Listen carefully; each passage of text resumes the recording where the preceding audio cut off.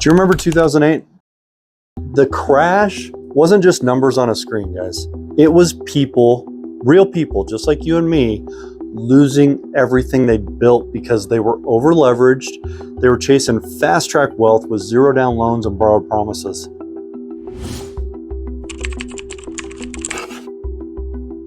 Guys, banks took everything. They took houses, they took investment properties.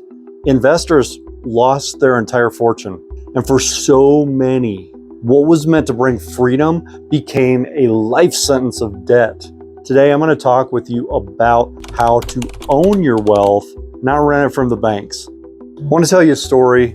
It's an old ancient scripture. You probably heard of Father Abraham. He was promised by God that he'd be the father of many nations.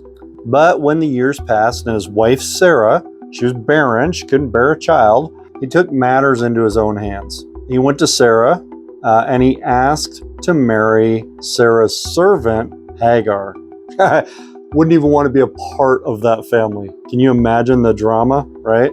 Abraham wanted to force God's plan into motion. It worked, kind of, for a moment. See, it wasn't the promise. Abraham was looking for a shortcut. And shortcuts always have consequences. But here's what's amazing, all right? God kept his word through Sarah. But Abraham's impatience brought generations of conflict. All right, so what does this mean? What is this Hagar Principle? Let's apply this Hagar Principle to money, okay? Same thing happens when we use debt to force our financial blessings, right? We try to make wealth happen faster. We use leverage, we use creative financing, clever loans, all kinds of things, right? Instead of trusting God's principles of stewardship and patience. See, debt might feel like a shortcut, but it can become a trap really fast, right? The Hagar Principle reminds us that when we finance our blessings, we forfeit our peace. So I want to give you steps to help you buy investment properties that are going to really buy your freedom, all right? Step number 1, build your reserves. If you follow the baby steps, then you're going to understand this, right? Before you buy a property, set aside 3 to 6 months of expenses. That includes your mortgage payments, your taxes, your insurance, any repairs, maintenance, property management, if you're going to have somebody manage it for you. All right, guys, this is your safety net for the storms. You wouldn't sail into the ocean without life vests, so don't invest in real estate without reserves, all right? Freedom starts with preparation. Step number 2, save up for a real down payment. I know there's a lot of gurus out there that are giving you all kinds of buying real estate with no money down and all these things. There are ways to do it. I've done it, but I want you to forget the zero down hype for just a second, all right? Save up 25 to 30% for your down payment. Guys, it's not just about the numbers, all right?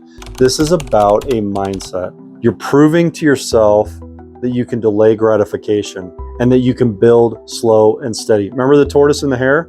Slow and steady wins the race. Remember, God's promises, they're never ever rushed, but they're always fulfilled. Step number 3, just make the math work, all right?